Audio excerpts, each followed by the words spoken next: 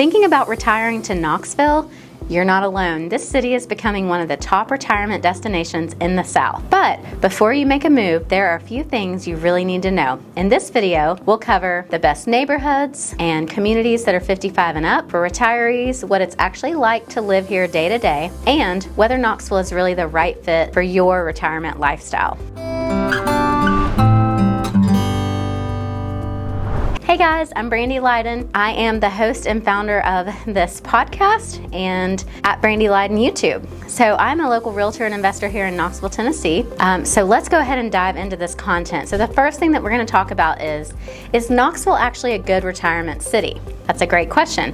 So let's start with the big picture. Knoxville checks a lot of boxes for retirees. It is affordable cost of living. We have mild winters and beautiful scenery. We have no state income tax. That's a biggie. We have tons of access to nature and outdoor recreation. We have a growing number of active adult communities. But here's what really makes Knoxville special. It has a small town feel with just enough city energy to keep life interesting. You won't deal with crazy traffic, not too crazy, or sky-high prices like in big cities, but you also won't be bored. So to kind of put that in perspective, if you think about, some bigger cities that are close by, Nashville, Memphis, places like that, you definitely have big city feel, but you are dealing with a lot of the traffic, a lot of the high prices. That's going to vary. The second thing we're going to talk about is where retirees are actually moving. So let's talk about where you'd actually want to live. So here are some of the top areas that my retired clients love. So we've got Tellico Village, that's a big one. This is a true 55 and up lifestyle community. It's about 40 minutes outside of Knoxville, right on the lake. There is golf, there's boating, there's full fitness and wellness centers, there's pickleball, walking trails, clubs, social events, and it's basically a resort that happens to be your neighborhood. And the homes range from mid-fours to over 900,000 depending on if you're lakefront, lake views, etc. And then we've got Farragut.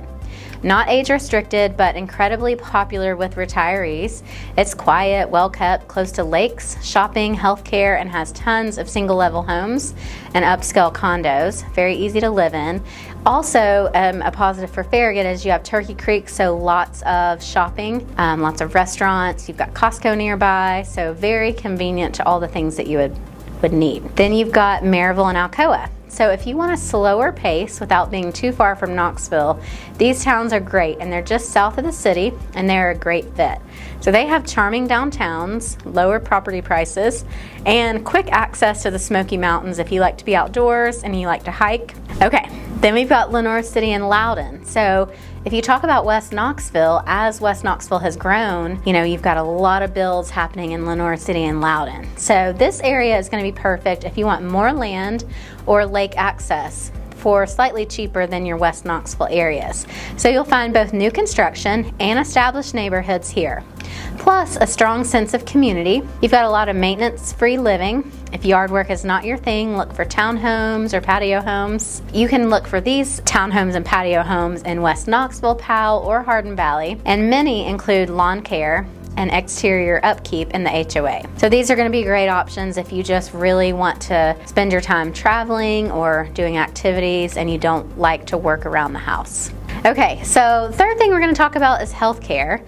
Knoxville is home to two major networks. We've got Covenant Health and UT Medical Center, both highly rated and with specialties in cardiology, oncology, orthopedics, and more. So there are also tons of walk-in clinics, urgent care centers, and pharmacies around town, including CVS Minute Clinics and Walgreens. And if you're on Medicare, you're in great shape, so most providers accept it here. If you want to live near a major hospital, you want to stick to West Knoxville or close to the UT campus for quick access, such as Bearden area. And then there's also a bonus for veterans. So there's a VA outpatient clinic right in Knoxville too. So that's going to be really crucial if you've got a VA spouse and you really want to be close to that clinic. All right, fourth thing. So what is there to do in retirement here? One thing's for sure, retirement in Knoxville doesn't have to be boring. So if you're active, we have tons of golf courses. We've got Agwani Farms, we've got Gettysview, Tennessee National, Fox Den, Avalon, tons of amazing golf courses. We'll dive into golf courses on another episode. But there are dozens of walking trails and greenways. You've got kayaking or boating on the Tennessee River or any of our lakes. The urban wilderness and the Smoky Mountains are just a short drive away. So if you're more into relaxing, we've got tons of that fun stuff downtown. We have Knoxville Symphony Orchestra. We've got lots of art galleries, local theaters, wineries and distilleries, and plenty of breweries with live music and events, including we've got farmers markets, book clubs, gardening clubs, and community events. And then last but not least, we have our famous UT Vols.